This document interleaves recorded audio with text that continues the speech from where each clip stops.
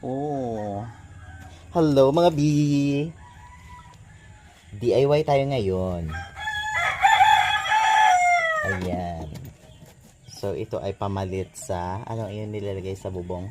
Bulkasil. Oh, Volcasil. Tama ba ang pronunciation ko? Volcasil. Yan. So pwede kayong gumamit ng styrofoam. Tunawin nyo lang siya gamit ang gasoline. So yan, ganyan lang siya. Tapos pwede nyo na siyang i-apply sa tumutulo ninyong mga bubong.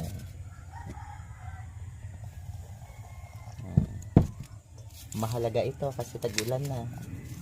Diba bossing? Yes. So yan. So kung wala kayong pambili ng Volcasil